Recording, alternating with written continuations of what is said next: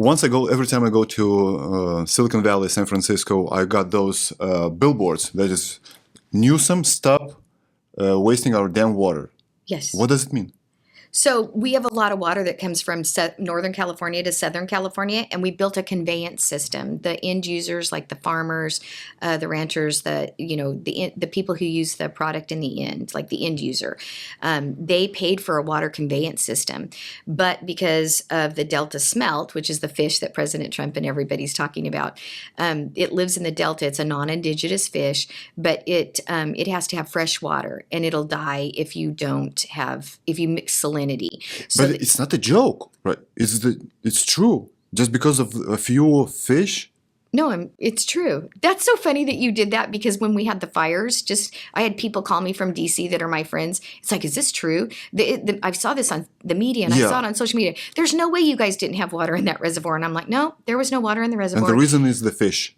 No, not for the reservoir. So the Delta smelt is in the Delta, and it's a non-indigenous species. It didn't originate there, but it dies if it has salt water. So they have to put enough fresh water out to push it out to the ocean to keep the salt water from coming in, to keep the Delta smelt alive. But when you think about it, you want to make sure there's not salinity in the bay. It's a balanced approach. You have to balance it, because if there's salinity in the bay, it gets in the conveyance system and it comes down to farmers, and you can't grow. Correct. So it is a balance, but I think that there is a lot of water wasted, a lot of outflows, meaning that goes out to the ocean, or a lot of water wasted that we don't capture because of the governor's policies, that would make it better for farmers, growers, ranchers, Los Angeles to be able to fill their reservoirs if we managed water correctly. But we don't manage water correctly. The State Water Resources Control Board will issue, for instance, it's so bureaucratic, right? So when they get ready to release water from Northern California to Southern California, the farmers will pay a fine of whatever it is, $10,000, to pull that water out without a permit, because it takes 6 or 8 months to get a permit, but by then the water's gone. So they'd rather pay the fine, get the water, grow the crop, feed the people. How are you supposed to grow the crop without any water? You can't. I mean, trick question? No, you can't. But they're importing food. We get a lot of our food from Venezuela. We get it from Mexico. And California has the ability to produce energy to keep us safe, right? And to not fund global issues that are negatively impacting the world. And we also have the ability to grow the food, to grow our food. But they have so many regulatory issues and laws regarding our food production. If you haven't met with a food producer, I can set you up with people. I have some of the largest pistachio growers in the world that were paying $10,000 a day fines. A day? A day, every day, to the California Air Resources Board. They were fined because they were using gas generators to keep their product cool, so they could get it shipped to Costco's and Albertsons and Safeways. They could get it shipped. They bag it, they pick it, they let it sit, they clean it, they do all that, they shell it, then they put it in a bag and it goes to wherever you buy your product, right? A lot of stores. And they were paying that because they were required to use electric equipment and electric forklifts because of the green new technology stuff and the green energy plan that the governor has. But PG&E and the IOUs won't connect power to them, so they have to gas generate, electrify the product the storage facilities and the forklifts and all that stuff. They have to be able to power them, so they plug them into gas generators at night to charge them, and they were getting fined for using gas generators, but they wouldn't be able to function without any power, and they can't get power from PG&E. Why doesn't PG&E does not connect them to the they power? have like a 3, 4, 5 year wait, 2, 3, 4, 5 year wait to be able to connect to power when it's a major power source. How is it possible? It's California. It's 2025. This is the center of the world. You have to wait for 5 years to get connected to the electricity? Sometimes. It's not the 18th or 19th century. I know, but sometimes that is absolutely true. A lot of our office calls for constituent services here in this office is PG&E in Southern California, Edison. I've been waiting 2 years. I've been waiting 4 years. They haven't done this. I have an ARCO AMPM that just called the other day in the Fresno area, and they've been waiting 3 years to be able to, and it's been built. It's got gas. It's ready to go. It just doesn't have any power. And they're been waiting for PG&E to get power so that business owner who made that significant investment to provide jobs in the community and provide a lower cost fuel to the people who need it in the Central Valley is not being able to open his store because he doesn't have power. What's the reason of having this amount of regulations here in California? It's a negative impact. I mean, when you go to Texas, for instance, you can get an oil permit from the Department of Railroad to put a straw in the ground, but a pipe in the ground to produce oil, sell it, and create lower fuel costs. I mean, I went to In Texas. what time? In 2 days. Really? Yeah, in 2 days. And here, for instance? Years. As a matter of fact, like I said earlier, in 2024, they only issued 21 permits. That's it. That's all they issued, 21 permits. 4 years ago, they issued almost 4,000. But now they're not issuing it. They have to go through CEQA. They have to go to a regulatory process, got it lab tested. And what's interesting, if you go out to the oil fields on the west side that we have here, there's thousands of wells, kind of like the dots in this carpet, like thousands. I can't even tell you how many. There's thousands. As far as the eye can see, nothing but wells, drilling wells out there. But to put one right next to it, 30 feet away, you have to wait years for a permit. You have to do a water test, water aquifer test. It's the same water aquifer.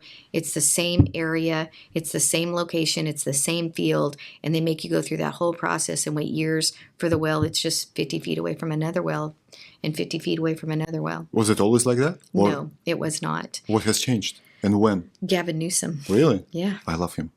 Do you? Good. Yeah. Oh. Amazing governor. Yeah. I'm just very happy that this is his last term. Oh. I just hope he's going to become the president of the U.S. Oh, I disagree with you, but okay. That was a sarcasm. Good. But if Kamala becomes the governor of California and he becomes the president of the U.S., then we will all be in the situation or more that California will. You look at homelessness. Governor spent $25 billion or $24 billion on homelessness, and it got worse. It got worse. $24 billion. so you're a businesswoman, right? Yes. Let's say you hire a CEO, Yes. and the CEO in 6 to 7 years destroys your company, right?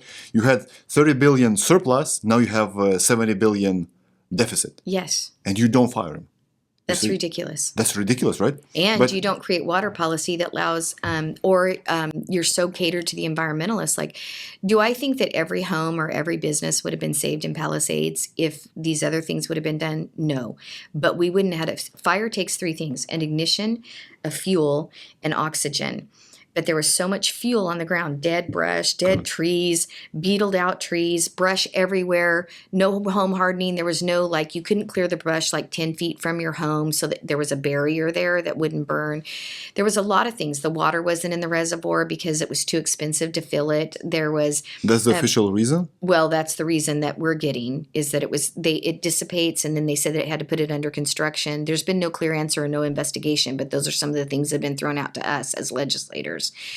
But there's- They cut the budget. That was evident. You compared the last year's budget to this year's budget. They cut the budget in LA Fire by $21 million, $17 million for something else, and a few million for other issues.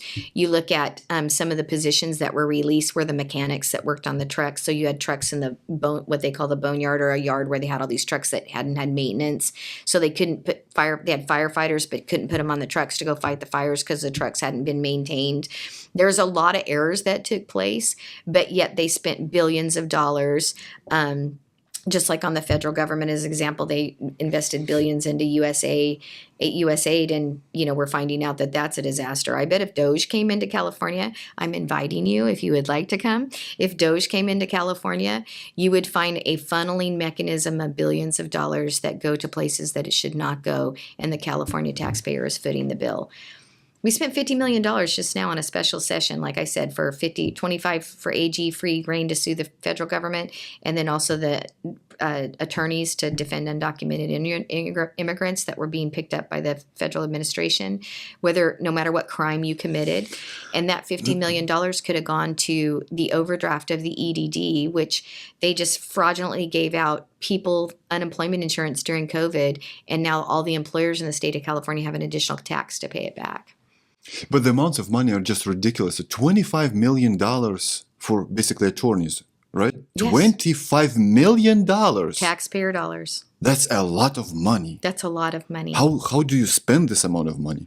They just didn't. How much do they charge? $1,000 an hour? There's no accountability. The language is pretty simple. It doesn't say they have to meet a certain threshold to be able to sue the government. The government has to encroach, the federal government has to encroach on this much before you sue it. Can only be in these frames, whether it's whatever their issue is, right? Whether it's education or DEI or whatever, immigration. There was no guidelines. It's here. AG Bonta is $25 million. Go get Trump. That's basically what the legislation says. And no one cares how he spends this money. Well, we do. We stood up and fought it. We asked it to be, removed from the file. We asked to have a vote against it. People got up and spoke against it. We asked to try to get it pulled from the file. In the assembly, the Republicans were able to get it delayed a vote for 2 days because they pointed out that the language didn't allows defense of taxpayer dollars to go to criminal aliens that are rapists, all those things that everybody is worried about. So they did what they call a letter to the file. It's the intent of the legislature not to cover costs for those individuals, but that letter is irrelevant. It's just a talking point. It's something they can hold up and go, we wrote a letter. That's not what we wanted to do, but it doesn't stop Bonta from doing it. Because the legislation says he has a free reign of $25 million.